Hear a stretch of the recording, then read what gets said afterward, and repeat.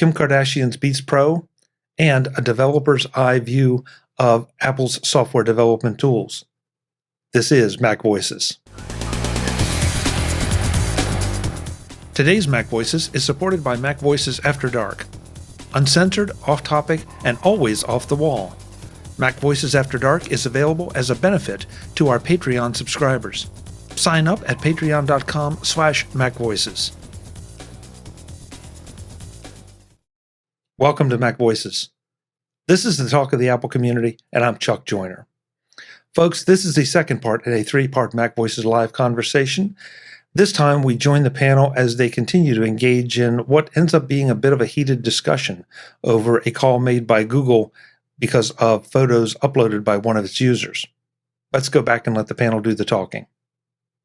All companies, Microsoft and Apple, kind of say even though they don't actively scan, they still have caught plenty of these kind of pictures and brought them to police somehow. Well, sure. For a long time, some of these were the havens of the I'll just say the bad guys, put it that way. Right. And so because it was a way that before you had to get caught with physical pictures. Now you could be caught you had the opportunity to get more pictures anonymously. So everybody was screaming law enforcement right on down. I mean, keep in mind that one of the first things that pops up whenever anybody is trying to crack any of the privacy efforts of Apple or anybody else, that we got to protect the children. It's child pornography is the ultimate evil. I'm not saying it's not. Please don't misunderstand. But that's the first argument that gets used every time that law enforcement or anybody else wants to see inside or behind or around or through the encryption. I think for me, the problem is that Google has abrogated the role of the justice system to themselves. And they have decided that they are the police, the prosecutor, and the judge. And that's it. And that's what the problem is. And Warren, you're talking about backing up. How do you back up Gmail? If somebody uses Gmail, they're going to have their life in there, every receipt, everybody receipts, lots of contacts. You don't necessarily put all your contacts in your contact file because, I'll just go look up the email. If you have an Apple, where most Outlook or most clients, your old email will still be there. But people use the web, Gmail as a web client. And my point is don't trust these companies to do that. And these are companies that can and have the ability to shut off service to whoever they feel like doing that to. And they did it. And, maybe there's reasons that we don't know about in the story. Maybe there was, things that he did that we didn't know that, he should have done. I found it weird that Google didn't just turn the stuff back on after they found this to not be an issue, but I wasn't there. All I'm saying is, don't trust the company because they could be gone. I've told other people this because they could be gone tomorrow. And, there's plenty of companies out there that we trust our life into that could be gone tomorrow, and that could happen. So let's turn this around. Let's make this positive and then move on.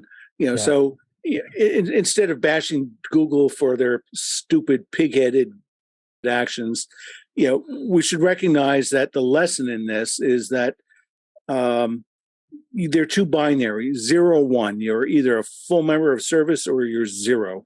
They need to have some sort of process, and they shouldn't scorch and cancel and burn a person's account just because one of their machine learning systems makes an error after it was reviewed by human beings. Similar things should go for Apple as well as other platforms out there. And I know Microsoft, in the past, they've been guilty of closing accounts where they find, women's breasts, from somebody who's a well-known nude photographer, and Facebook. Facebook's a big one too, right? Facebook. Facebook no longer exists. It's now Meta. Whatever. It's now Meta. So Meta will, ban you from platform. Well, Yeah, there still exactly. is a service called Facebook, isn't there? Yeah, and it's Yeah. Facebook that's managing the content. Okay, yeah, but yeah, anyway, you get the point. Is that I mean, this is sort of a panicked father, medical staff maybe asking for things that well, actually, no, like Jim said, they uploaded through their app. Google got this thing. I guess the bottom line here is don't enable automatic uploading of your photos to any of these services, and that's a way to limit yourself getting into this. But let's Mark, move on. Mark, I don't want to lose that point. That's a real good point, because it sounds like from what has been described here, it was, hold on, Jim. It was the fact that it was uploaded to his Google Photos, not that he sent it to the doctor, which is quite a difference. So how did it get into his Google Photos? He almost had to have the automatic uploads turned on. And you're right. If you're going to use your camera for anything other than non-adult pictures, then I mean, I guess the question is, if anybody was in a situation, if you took a picture like that, would you think twice about taking a picture with your phone that uploads to Google? I know it's totally 100% your son and it's a legit doctor picture, but would you, in your mind, think maybe could this get out, or is this? I would definitely think twice now. But let's go back to this situation. These parents there's some problem with their son. They're probably freaking out about that. There's a pandemic. Maybe they can't get to the doctor in a timely manner, and the doctor has said, "We can help you. We just need you to do this." I think there's a lot of people that would just not think, "Oh, somebody's going to think I'm a pedophile." Yeah. And the flip side is, sounds like you're just telling everybody, don't back up your photos. Sure. These services don't have an option to not, don't back up these photos. You either turn on the photo backup or you don't. And I think all of us would, normally tell people, yeah, you better back up your photos. You don't want to lose all those precious photos. Right. So, yeah. Yeah, and don't forget, there's a significant number of people that have only their phone as a computing device. So plugging in their phone to their desktop computer at home and copying everything off is not an option. Right. Great point. I mean, the doctor probably should have just did a teleconference like every other doctor in the world and did a blue jeans call, whatever the heck they use. Again, the doctor didn't think that, I'm inciting these people to become pedophiles. Yeah, and now we're making up facts and situations. So let's move on, guys, because she's been here for maybe 15 minutes, and I haven't had a chance to introduce Brittany. Who is she? Brittany Smith. Brittany, thank you so much for being here, and I'm sorry you walked into this particular discussion, but I'm glad you challenged us a little bit. Okay, so I want to throw in one other this is not exactly a meaningless topic. I think it's just an interesting one. We're not going to waste a lot of time on it. And I'm trying to throw it into all the chat rooms here. There we go. I'm not sure if you saw this, but Tim Cook, Johnny Ive, and Lauren Powell are going to be speaking together at the Code Conference about the impact of Steve Jobs. Now think about that again. Tim Cook, Lauren Powell, and Johnny Ive. With all the discussion we've done about Johnny Ive over the past few months or so, I thought this was just very, very interesting. Kara Swisher is moderating it. She said it's going to be her last one at Code, and so she'll be going out with a bang. But is anybody else kind of surprised that Johnny would show up, or is it the topic you think that makes it not surprising? I think it's a topic. I mean, if you think about, over the past 20.5 years, who are the most people that Steve Jobs had the most significant relationships with? Is probably his wife, and also Tim Cook and Johnny. So this makes total sense. Yeah, I'm not surprised by this either. Yeah. Okay. Why would I don't think he had blood between these people. Exactly.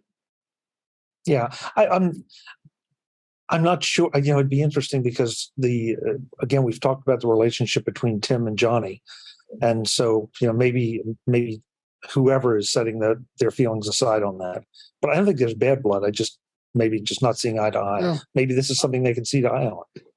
I'm fresh listening to After Steve, the book from that was out a couple months ago, and now Johnny obviously had some rough times with Tim Cook, but I think he's been gone for a while. Pretty much, he had been checked out for a while, and then finally left the company altogether.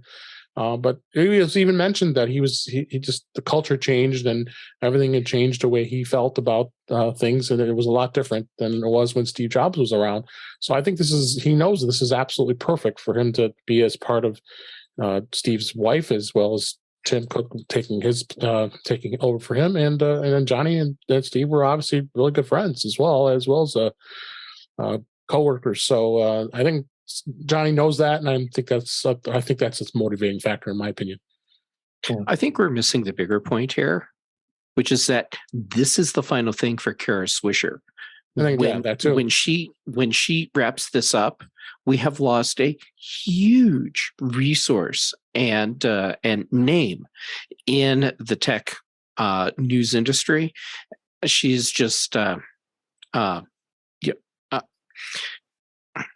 she's a gem, and not having Kara Swisher as part of the scene anymore, it's like the end of an era.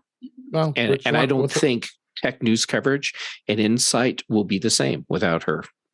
Yeah, she went with Walt Mossberg too. I mean, he was good as well. Yeah, it's the nature of things. We all get a little bit older. Some of us retire, step out of the game. So I don't disagree with you, Jeff.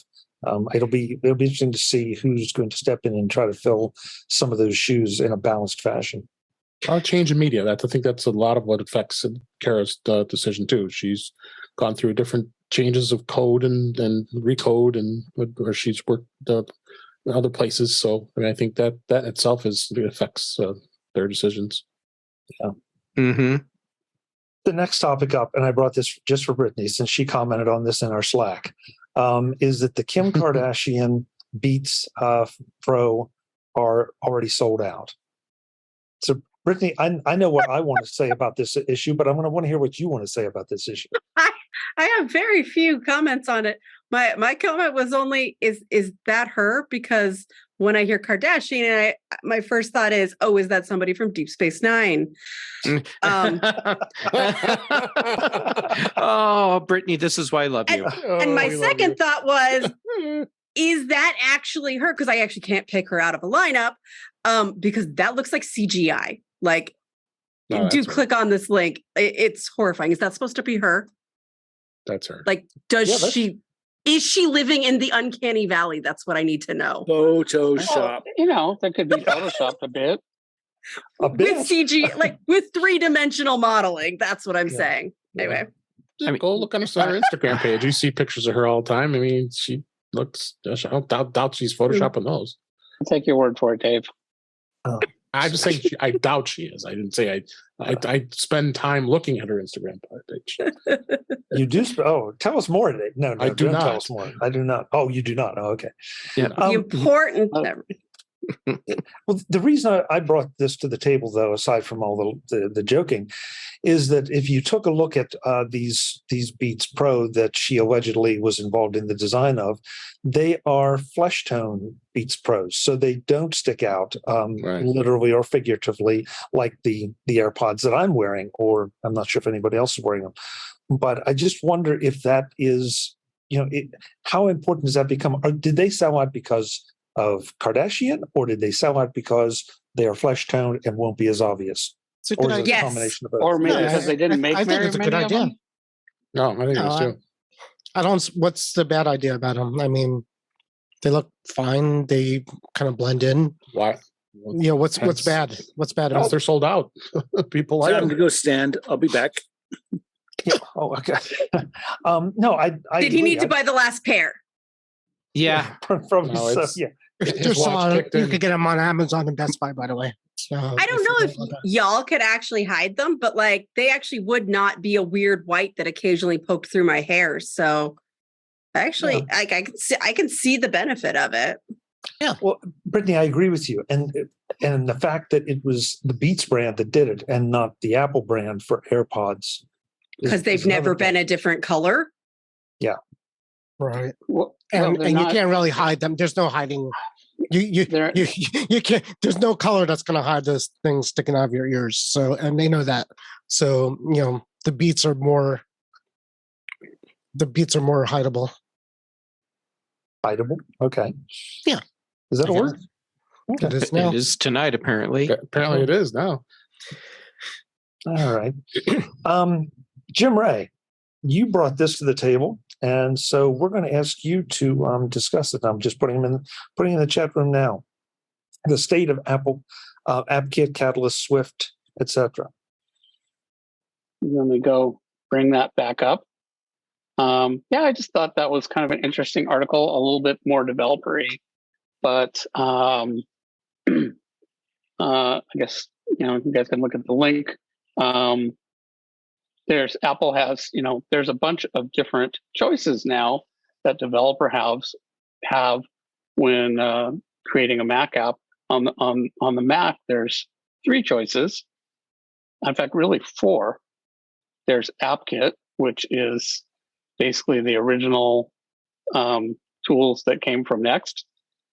And then there's the most new one is SwiftUI, which is sort of like brand new. And then there's 2 flavors of Catalyst, which is basically the same developer tools used for iOS. And there's 2 flavors of that. One is basically a straight iOS app that's just moved over and it kind of scales it when it goes to the Mac. So it looks a little funky. And then there's also a Macified version that doesn't try to do any stretching and does some things a little bit differently. And you can also mix them. So you could have a Catalyst app that also has a little bit of AppKit, or a SwiftUI app that has some AppKit in it, or an AppKit app that has SwiftUI. So there's all kinds of permutations. And there's, a lot of discussions in developer circles over, the last few years. It keeps evolving over which one should people be using, or are they using. So this particular developer he has an app that analyzes apps.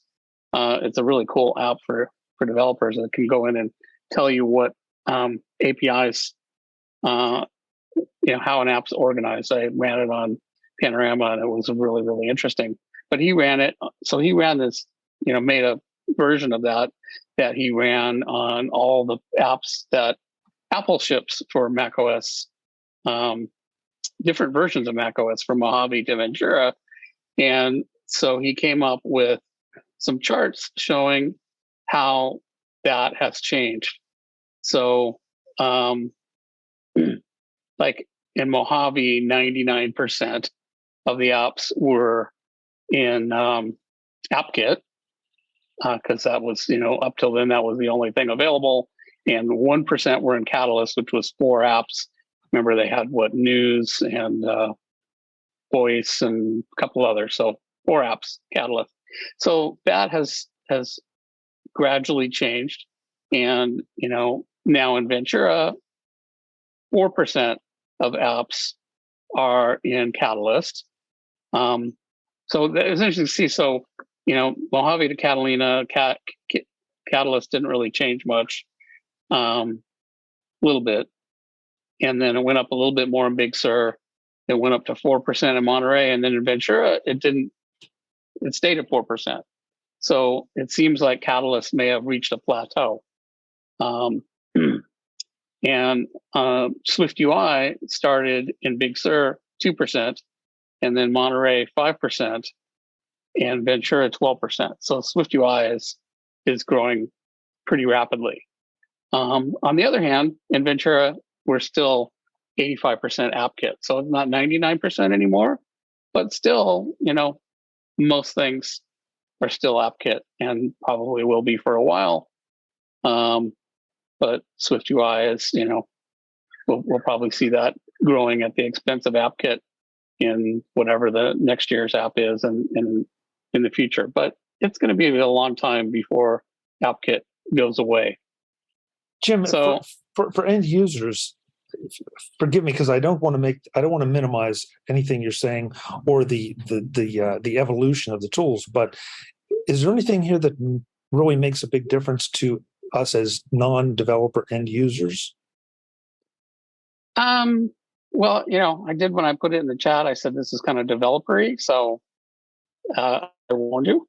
It is, obviously a more interested developers, but it does have some impact because those frameworks are coming from different places. So, and there's a lot of discussion in developers now about like, can you really make apps all in SwiftUI, or are they limited to really simple apps? And you look at some things like like shortcuts is in SwiftUI now, and shortcuts came out last year, right, in Monterey, and there were a lot of problems with it that were attributed to the fact that it used SwiftUI as a framework. And now there's a lot of talk about problems with system settings, or maybe it's called preferences now in Ventura. And that has, one of the things about that is it's been completely rewritten. It was an AppKit. Now the new one is SwiftUI. And so there may be some good things about that, but there's some, odd things about that from a user point of view. I don't know if any of you have seen, there was a post with showing a bunch of really odd behavior in the Ventura system preferences. Yeah. That's kind of a dumpster fire right now. Well, and it seems like a lot of that is attributed to SwiftUI. So, SwiftUI is still, it's very young. It's very, immature. It's like a teenager or something like that. So, it does some things really well, but when you get to the edges of it, then there's a lot of ragged edges.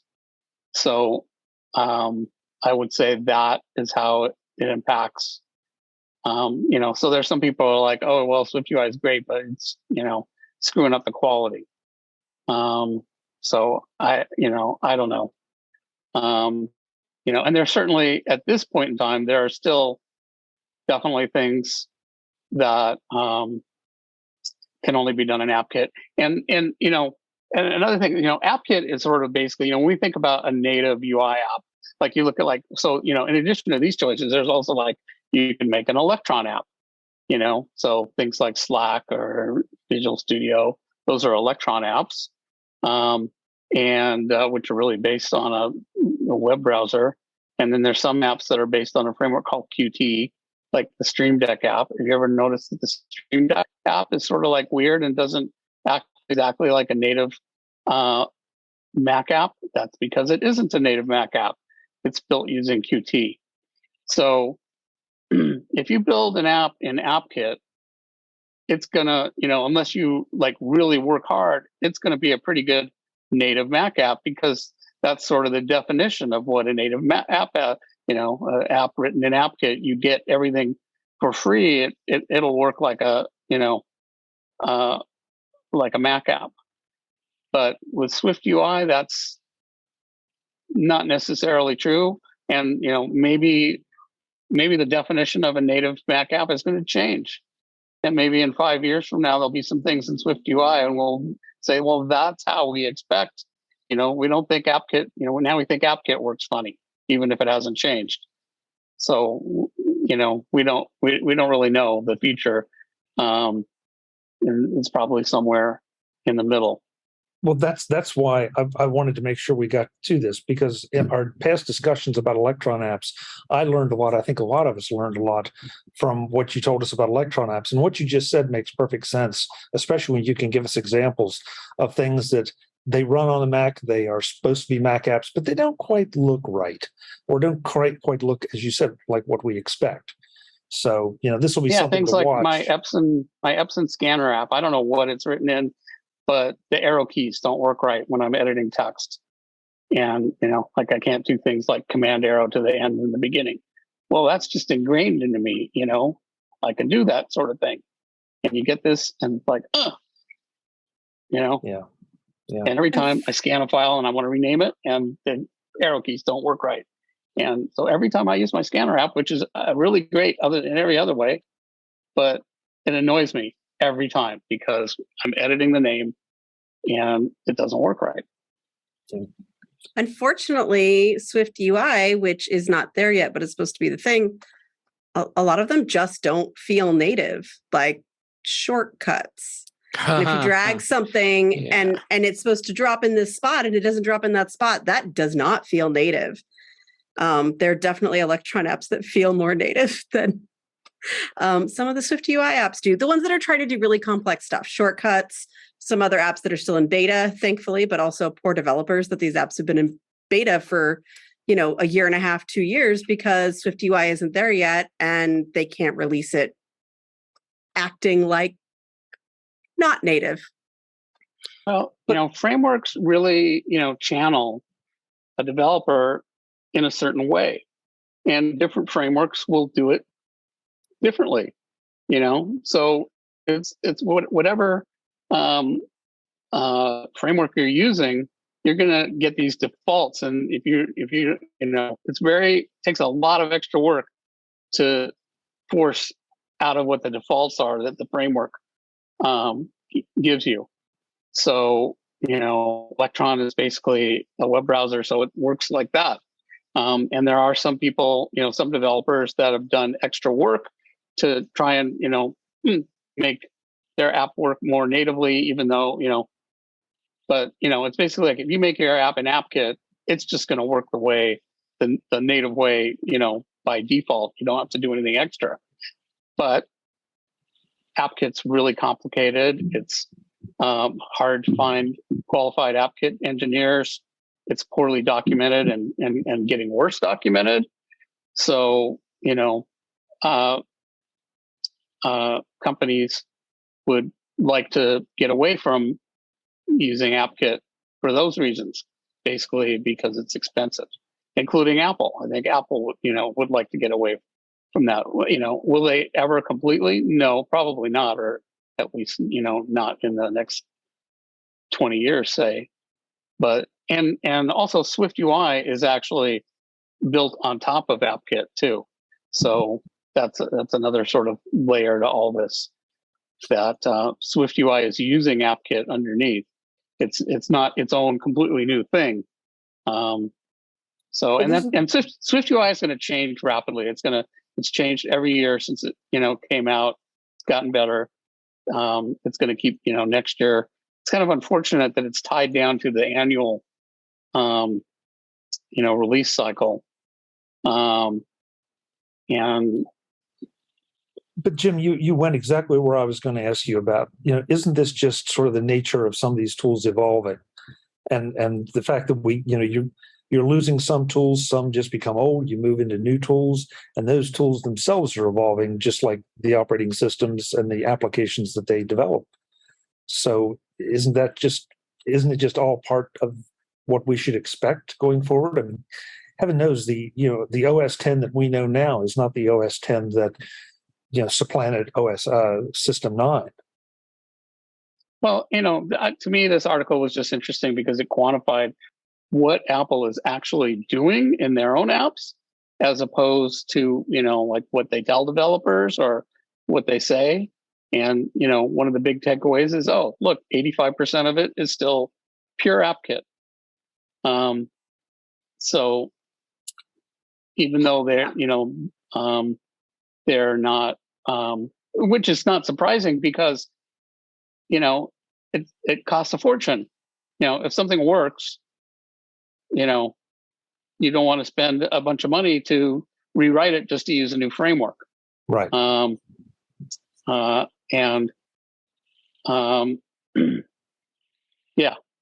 Yeah.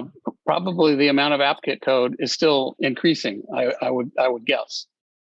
But they're trying to, in some cases, write new code in SwiftUI where they can't. Let's move this on because I don't want to get too bogged down in the developer stuff, but I think it is interesting and important to understand some of this. But I think you hit a key point there. They're not going to rewrite apps just to rewrite apps. That would be silly. And I hope they never waste their time like that. But you have to go back and think about how they rewrote, numbers, pages, and Keynote. There was a good reason, and of course they took a lot of flack for that. But there was a good reason, so they would work across the Mac, iOS, and iPadOS platforms. So sometimes it's kind of mysterious. I don't know much about how those apps are built, and they're not. Those were not written in Cupertino. I don't think. I believe a lot of that was done in Pittsburgh. I'm not sure. If those use any Swift. I think those might be all Objective-C or mostly. And probably, well, I don't know if it's AppKit or, see now your discussion about rewriting, and that's where Catalyst comes in, because Catalyst was basically invented as a way for Apple to reuse iOS code on the Mac. So they're like, well, we have this stuff like messages on iOS, and it has all these features that the Mac version didn't have, like, stickies and stickers and things like that. And they had been keeping two versions of messages, the Mac version and an iOS version, and they've been working more on the iOS version, and it had sort of been going ahead, and they had been sort of gradually trying to keep up on the Mac side, but it's double work, and so they're like, we don't want to do this anymore.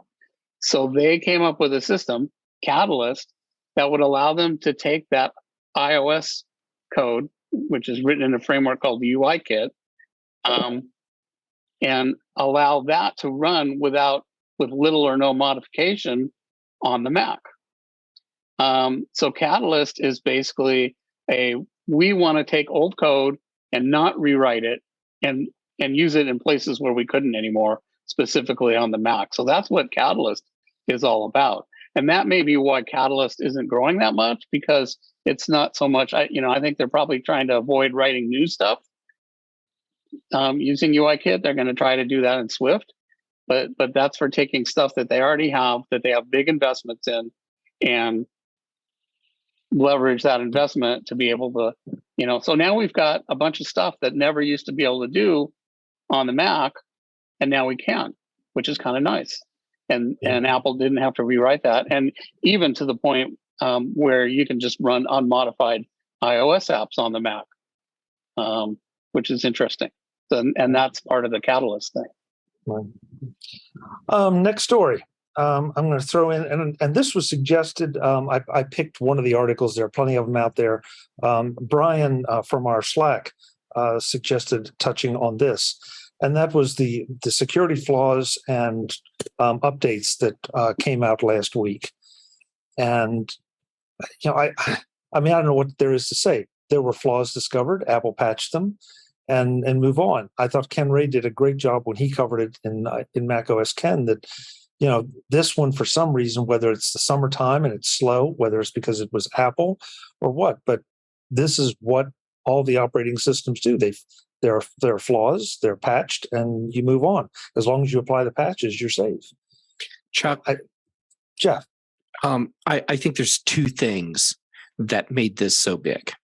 Okay. The first Ken hit, which is we're in the middle of summer. It's a slow news cycle for tech in general and Apple specifically. So anything that happens, especially something that can be a clickbaity, bad spin on Apple, man, it's going to take off. The other part is that we have the keywords 0 day and exploit in the wild, and when those words come together, then you would just get like a big wildfire freak out and news. And this was heightened by the fact that it's summer and it's a slow news cycle. What these address, sure, we're talking about some potentially serious security flaws, especially considering for at least one of the two. You only have to hit a website that has maliciously crafted code built into it to trigger the attack, which means that the reality is probably a hacked website. The other part of this is that these sorts of security flaws have come up before, have been patched, and we have moved on. This isn't really any more serious than any of the other flaws that are at the same level. Yes, it is a serious thing, but this isn't end of the world, Apple is crumbling kind of stuff. This is just more of the, oh crap, 0 day, glad it's patched, let's move on. So can I paraphrase that? Sure. But wait, does Chuck have to do another edit? No, I'm not going to use any bad words. Okay, then okay. Sure, go ahead and paraphrase. Okay, so basically what we're saying is, it's a slow news day and some scummy editor at Mashable created a clickbait, headline, for what otherwise would be a non-event, of a regular Apple doing a security update. The panel is back in the next edition of MacVoices to wrap up this 3-part MacVoices Live conversation. Next time, we touch on Apple software updates and why frequent updates are a good thing. We talk about YouTube's foray into podcasts and what the implications are for that, and a whole lot more. That's next time on MacVoices, and I hope to see you there. Until then, and as always, I'm Chuck Joyner. Thanks for watching. Visit MacVoices.com for show notes and to connect with Chuck on social media. Get involved in our Facebook group or like our Facebook page, and get more out of your Apple tech with MacVoices Magazine, free on Flipboard and on the web. And if you find value in it all, consider supporting us through either our Patreon campaign at patreon.com/MacVoices or by making a one-time donation via the PayPal link on our front page and in the show notes of each episode. You will join these fine people who help bring you MacVoices.